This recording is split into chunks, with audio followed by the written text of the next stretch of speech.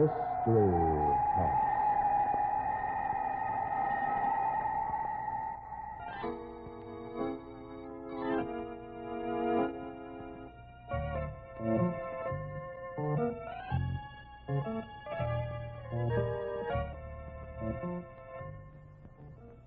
Mystery House, that strange publishing firm owned by Dan and Barbara Glenn, where each new novel is acted out by the Mystery House staff before it is accepted for publication.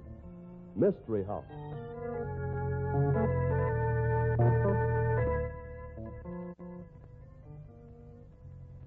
Well, Barbie, I understand we all get into a cowboy mood tonight, huh, partner? That's right, partner. We're going to act out a story about the wild and woolly West, where men are men and murders are plumb mysterious. Well, you know, I always had a hankering to be a cowboy. Then rest easy in your saddle, mister, because you're going to satisfy that craven pronto. Oh, you mean we're all ready to start firing? We sure are, partner. But just a minute. Here comes a mysterious stranger wandering in off the range. Well, sure enough. What do you got to say for yourself, stranger?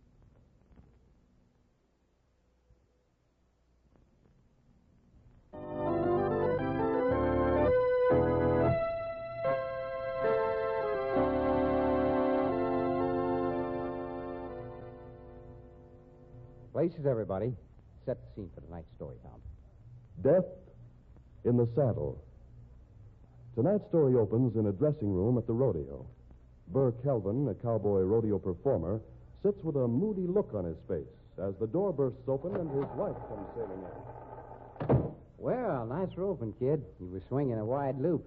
You ought to pull down top money in the fancy roping without a struggle. We can use it, Burr. This rodeo racket's getting too tough. Me, I'd like to be heading back to Texas in the ranch. Well, I never thought you was jealous, Shirley. Listen, Burr, I got more what it takes than you'll ever have. But more sense, too, cowboy. We're getting no younger fast, and this is a kid's racket. Hey, you heard him announce at the time that I made on the Bulldog in this first round, didn't you? Oh, I'd like to see any kid beat that. You'll see it when Tommy Tanner competes. Tommy Tanner, that phony cowboy, that no good... Ain't jealous of him, are you, Burr? Who, me? Jealous of that Johnny come lately? Listen, Shirley, I ain't got any cause for being jealous, have I? Well, what makes you ask a question like that? Well, I don't mind my wife being voted the most popular cowgirl in the rodeo, but I don't want you getting too popular in the wrong places. You got funny ideas about the wrong places, Burr. The kid's a top-notch working cowhand. He's got a profile and a voice. There's 2 movie scouts talking to him right now. Listen, Shirley, you ain't getting ideas about giving me the breeze for that phony, are you? Oh, you're a funny guy, Burr. Yeah? Well, I don't want my wife running around with other men. I'm kind of glad you feel that way about it, cowboy. But I can't see what you got against Tommy. He's a nice kid. You'd help him a lot. I'm having enough trouble taking care of myself without looking for somebody to help. Besides, he's going to help me a little. What? Yeah, he's going to pay me for a little experience. What are you talking about? Listen, if you're planning on getting that kid into one of your crooked poker games... No, nothing that smooth, Chiquita. A gag that nobody else on this barnstorming corral would fall for. Just a smart guy, Tommy Tanner. What are you talking about? Well, he thinks he's quite a rider. He thinks he talks the Bronx language. He's the smoothest rider that's hit the rodeo circuit in 10 years, and I've seen them all. Must have been talking to him. Well, I made Mr. Tommy Tanner a little bet. What? Listen, you go throwing our money around... How much did you bet on him? Don't worry. He's going to lose, so what difference does it make how much I bet him? I said, how much did you bet him? None of your business. Listen, if you got the idea our bank account's your personal property, guess again. I've pulled down nearly as much of that prize money as you have. I've trooped the country from one end to the other. I've worked like a dog, and if you think you can throw my money away... Nobody's throwing your money away. Just doubling it, that's all. Burr, you tell me right this minute. How much did you bet with Tommy Tanner? $5,000, honey. What? $5,000? You lose that money, it'll set us back nearly 2 years. I said I wasn't going to lose it, didn't I? Now quit yapping and listen to me, will you? The bet's a cinch. You think you can outride Tommy? Why, you I said... didn't bet him I could outride him. I bet him there'd be a horse here that he couldn't ride, that's all. But you don't know there will be. Oh, yes, I do. Listen, you know who's furnishing the broncs for this rodeo, don't you? Well, sure, Bert Graham. Yeah, Bud Graham. And you know one bronc he owns, too, don't you? You mean Gray Bomber? Gray Bomber, the wickedest hunk of hell on hooves that ever twisted and turned and sun-dogged his way out of a chute. But Gray Bomber won't be here. There ain't a cowboy in this rodeo would touch him. Why, Gray Bomber's killed 6 men. He can't be rode. It's a publicity gimmick. Graham's bringing in Gray Bomber and putting stories in all the newspapers about the horse's record. And then he's offering $1,000 to any rider who'll take a stab at sticking on the critter. Oh, nobody's that crazy. Bet they ain't. But my bet with Tommy Tanner is that there'll be a bronc here that he can't ride. That's all, see? And if I say Gray Bomber's the horse, he's got to ride him or cough up the $5,000. Yeah, come in. Well, hello, Tommy. Hi, Shirley. Nice roping you done tonight. Thanks, Tommy. If you got time tomorrow morning, remind me to show you a little trick on the in-and-out roping. Well, that'd be mighty nice of you, Tommy. Listen, Tommy, she could teach you tricks about roping. And about riding, too, I suppose. Well, you're going to learn a trick or two about riding, cowboy. A trick that'll cost you $5,000. I wish you boys would call off that bet. I suppose Bird told you to say that, didn't he? Well, no. He thinks he's got a one for sure, but I don't know. I don't like the idea. I got a sure thing, Tommy, and you fell for it like a chump. Ever have a sure thing go back on you, Bird? Look, this is one sure thing it couldn't go back on me.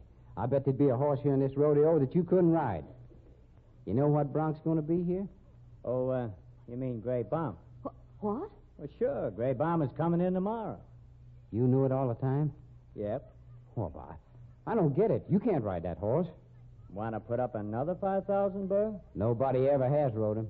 There has to be a first time for everything. Yeah, you're a worse sap than I thought you was, mister. Every tough bronc that ever bucked its way out of a chute has a gimmick. But nobody's ever figured what Gray Bomber's gimmick was. I have. I can calm that critter down and nothing flat. I got it all figured out. You're bluffing. You think I'd have bet $5,000 if it was a bluff? You can get another 5 anytime you say so. Well, you could be mistaken. I'm willing to take my chances on that, Bird. It's going to be the easiest $5,000 I ever made. Well, so long. You and your bright ideas. So this 5,000 is just like in the bank, is it? Oh, now look, Shirley, the guy's bluffing. Bluffing? Why, you clown, you might as well give him the money now. And I'll tell you something else. What? I've worked like a dog saving for our ranch. Our ranch. Now we'll be lucky if we can buy a pinto pony. You lose that money, and I'm through with you.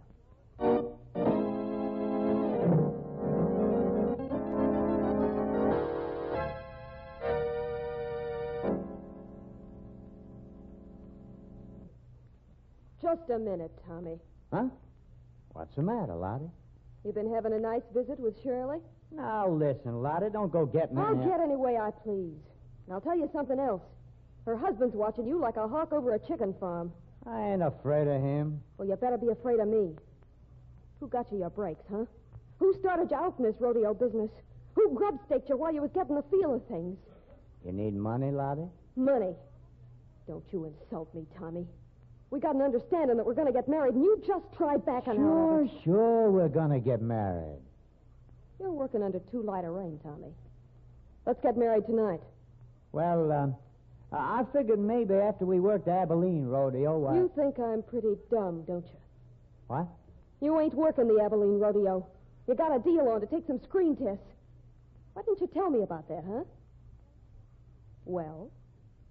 Who told you I was taking any screen tests? Your little friend Shirley, that's who. Oh, just wait till I get my hands on her. I'm being given a double cross. Look who's talking about the double cross. You ought to know she ain't interested in you. She's looking out for herself and Burr, no matter what she says or how she acts. Why, that dirty little... Well, you ain't so nice yourself, mister. You practically admitted you'd been planning a run out on me. You cheap quit chiseler. beefing.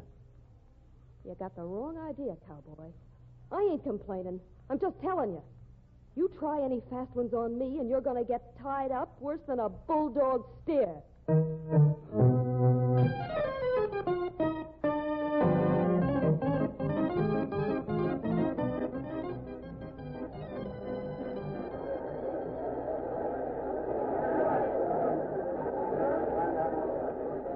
And now, the feature event of the evening. That popular cowboy, Tommy Tanner, trying to ride the roughest, toughest bronc that ever came out of Texas. Oh, he's getting into the chute now. I don't want to look. I'm looking, and I'm enjoying it. Gray Bomber, a bronco that's never been ridden, hold of a record full of death and destruction. Hold your breath, ladies and gentlemen. Are they opening the chute yet? Watch it, honey. Watch it. It's going to be good. Here, found a gimmick for that horse, did he? Well, we'll see how much of a gimmick he's got. They're opening the chute now, Shirley. Look. No, boy. Hey, what's going on here anyway? Why, that dirty louse, he's tricked me. What's wrong? Well, Gray Bomber ain't even bucking. He's walking out of the chute. There's something funny going on. You and your crooked ideas for making money. Gonna practically steal $5,000 from him, was you? He didn't have any gimmick, huh? What happened? I don't know. The bronc didn't even buck. Tommy just kind of toppled off right into the dirt. Well, he's hurt. What's it to you if he is hurt? The bronc didn't hurt him, that's a cinch. Wasn't the bronc. If ever I saw a tame horse, Gray Bomber's it. What have you done to him? Me? What have I done to him? You saw it, didn't you? He just fell off with the horse not even bucking. Well, that wins me $5,000, Sugar. But I was plumb lucky. Lucky? Listen, when you win any money, there's no luck connected with it. I'd keep my mouth shut if I thought anything like that, Shirley. Wouldn't sound good to folks. I don't care how it sounds. Oh, look, they're carrying him off. He's unconscious. Serves a smart aleck right. Wait a minute. Bud Graham's coming over this way. Oh, hi, Graham. Well, Tommy had a tough break, huh? That's one way of looking at it, I guess, Bud. Well, I mean, he's fallen off of a tame horse. I guess most anybody'd have trouble staying on a horse in Tommy's condition, Bud. Huh? Why, what's wrong with him? He's dead. What? No. Wait, he couldn't be dead. Maybe not, ma'am, but he is. You mean he hurt himself when he fell off Gray Bomber? I mean nothing of the kind. He was dead when Gray Bomber came out of that chute. But how? Why? What happened? That's what I am to find out, ma'am. I know about that bet you had with Tommy, Bud. What's that got to do with it? Quite a lot, maybe. You see, Tommy Tanner's been murdered.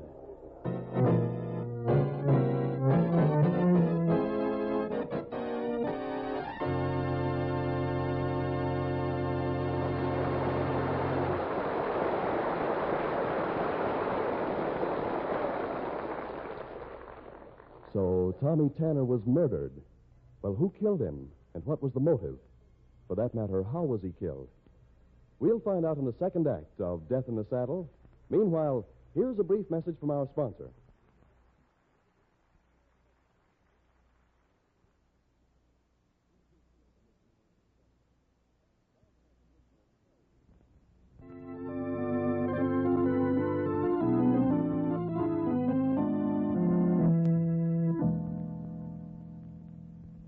And now, Act Two of Death in the Saddle.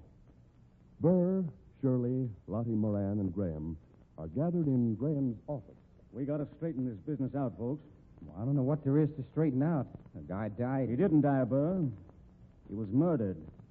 The law folk kind of thinks there's a difference. I didn't kill him. No? No, why should I kill him? You was betting him $5,000 he couldn't ride Gray Bomber. And he told you he had a gimmick on the horse. Well, I didn't believe it. Well, he did. You could see that plain enough, couldn't you? Reckon maybe did at that. Lucky for you, he had that accident, huh, Burr? Yeah, reckon it was. Pretty lucky. Lucky. You killed him, and you know it. He was crazy jealous of him anyway. Jealous, Lottie? I ain't heard any of this. What was he... Shirley was making a big play for Tommy. She knew about him going into the movies. Well, you dirty-minded You little... be careful how you talk to me, Shirley. I'll be careful, all right. I'll throw a lasso around your neck and pull it till the hunter squeezes your gullet up. Pipe down, Shirley. No need to get so sore. So, well, she can't... Pipe down, Shirley. You ain't my boss. Just a smart husband that practically throws $5,000 away. I didn't lose, did I? Maybe not. But you got a murder charge hanging right over your head. Look, I don't even know how the guy died. That was pretty cute how he died, Burr. What? Tommy was using his jeweled saddle. Yeah, I could see that all right. The one he always used for exhibition riding. But he never had it fixed up this way before. What way? The jewels on that saddle are set into little metal holders. And in each of the holders, somebody's wedged a piece of sharp needle, coated with poison. Poison? The minute Tommy Tanner dropped into the saddle before the bronc came out of the chute, he was a dead pigeon. Who'd been in the attack room? We ain't going to find the murderer by finding who had a chance to kill Tommy. We're going to find him by figuring out who had a reason to kill him. That's easy. Lottie. Listen here, you. You've got a lot of nerve talking about me having a reason to kill Tommy. Well, we was engaged. Was is right. Tommy was trying to get rid of you. Got too big time for you. That's a lie. I heard the fight you was having with him. Oh, so you've been eavesdropping on me, huh? Listen, I'd like to show you how I wrap it. Oh, so you admit you was having trouble with Tommy, huh, Lottie? We wasn't having any trouble. Nothing that couldn't have been straightened out by getting Shirley out of the way. I don't know what Shirley'd have to do with your trouble, Lottie. She's a married woman. You don't get around much, Graham. Sure, she's married, but she's kind of ambitious, too. She was looking for a chance to improve her position. Now, look here, Lottie, you can't talk... You fool. If you'd been awake, you'd have seen what was going on. Shirley was making a play for Tommy Tanner, a big play. She thought he was going to go places, and she was looking for a ticket right on the same train. When you make cracks like that, Lottie, it's a good idea to be able to prove them. Ask anybody around the road. Now, wait a minute. You girls are slowing things down. What? I'm trying to find out who killed Tommy, and you're jawing about who was Tommy's best girl. That don't make no difference now, the way I look at it. All right. Who killed him? Somebody who'd be better off because he was dead. Well, it don't take any Einstein to figure that out. Going farther, who would profit from his being dead? Not Lottie. She did it out of spite because she was jealous and because she figured he was going to ditch her. She couldn't stand having folks know she'd lost out. Well, maybe. But from a money standpoint, she couldn't do herself any good by killing him. Tommy didn't have much. His riches was all what you might call potential. He had a big future ahead of him. The killing stopped that future cold. Sure. That's right. He could have been a great cowboy. And the charges you've been shooting at Shirley, they kind of end up the same way, Lottie. Shirley ain't any better off than she was with Tommy dead. She's $5,000 better off. Well, that's something to argue about. She didn't win the $5,000, and it wasn't her was going to lose it. The way I look at it, there was only one person going to be any better off with Tommy dead. And that was... Yeah, me. I know what you're thinking. Well, I didn't kill him, Graham. And I ain't going to be made a goat. Nobody's going to ask you to be a goat. But you're the one guy had a chance to line his pockets from Tommy's death. I ain't a killer, I tell you. I never... What time was you in the tack room, Burr? Well, just before the steer bulldogging event. I had to get my stuff. And that was about an hour before Tommy got his saddle, wasn't it? Reckon so. Was anybody in the tack room with you? No. I ain't in the habit of taking along a valet or nothing when I get my stuff. I think maybe we better turn you over to the police, Burr. Think again then, Graham. Oh, Burr, you fool. Put that gun back in your holster. I ain't getting sent to no jail for something I didn't do. Put that gun away. Oh, so you want me to get arrested, huh? You've been trying to get rid of me for quite a spell. Sure. I ain't good enough for you anymore. Say, you're all wet about Burr being the only person who could profit, Graham. Why? If Shirley could kill Tommy and fix it so Burr would be the fall guy, she'd get Tommy's $5,000 and Burr's too. Why, she could make more money out of this than anybody. You're just kind of hoping, Lottie. Nope. I'll stick to Burr for my man. I'm going to call the police, Burr. Get away from that phone, Graham. I ain't scared of you, Burr. Now, I'm warning you, Graham. Next time I shoot, I don't aim at no telephone. Well, what are you going to do? I'm going to have a little talk with Shirley. There's some sense to the remarks that Lottie's made about her trying to frame me. Oh, Burr. No. No, get away from me. Oh, you can't. Help. Oh, Graham. You won't let him. No. No.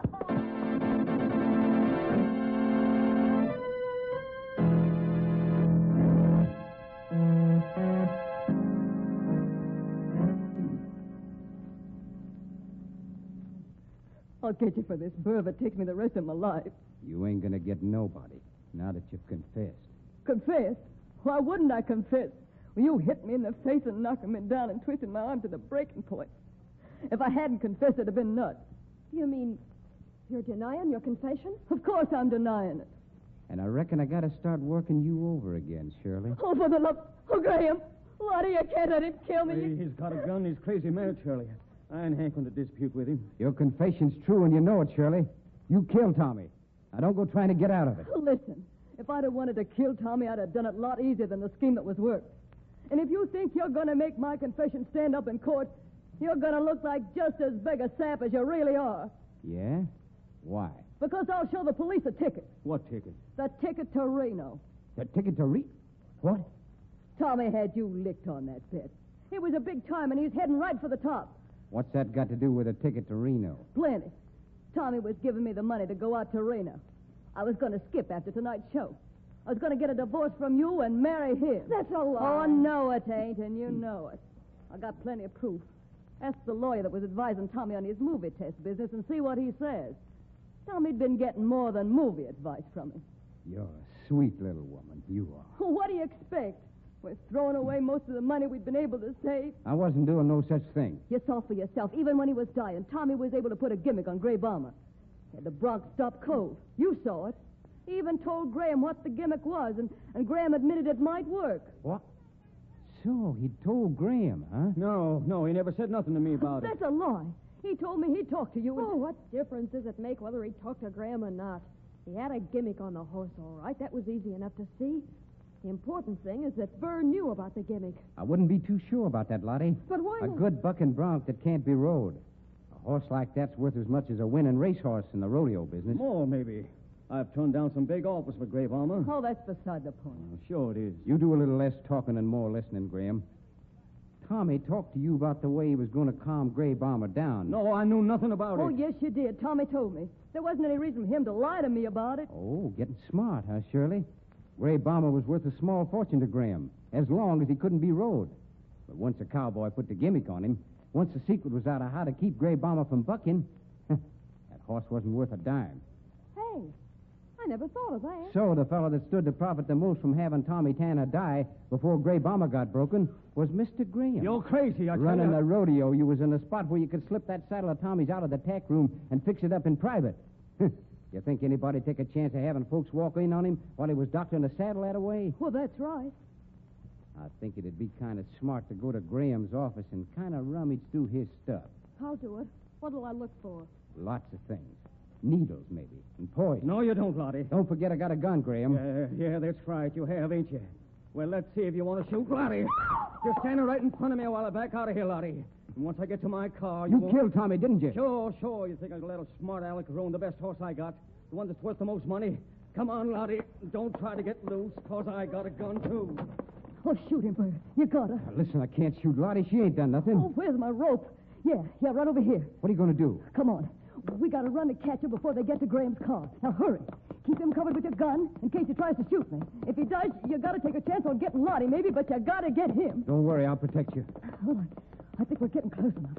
I gotta drop the rope down pretty accurate. And you're the one that can do it, kid. Let us sail, Shirley, and good luck.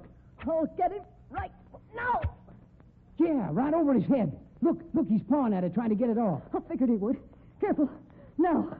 Yeah, smart work. You got it right around his neck. Now pull it tight, Bert. I ain't strong enough. Yeah, that idiot. He's trying to get into his car with the rope around his neck. Hold on, Bert. He threw her down. Hold on the rope, Bert. I'm trying to, but it's cutting my hands off. Oh, you pulled him right out of the running car by his neck. The toughest critter I ever tried to haul in with a rope. His neck's broke. I heard it crack. Is he dead? He sure is. Good work, Burr. Yeah, I reckon so.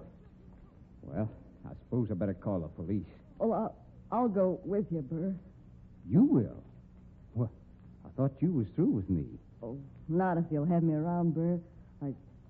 I made a mistake. I was slow-called, yes. Well, if you've got over it, there's no use yapping around about it anymore, I reckon. And I'm kind of sorry about the beating up I give you, Shirley. Sorry? Hadn't ought to be, Burr. Made me kind of, feel that you was quite a fella. And even if it was for something I didn't do, I guess I had it coming on general principles.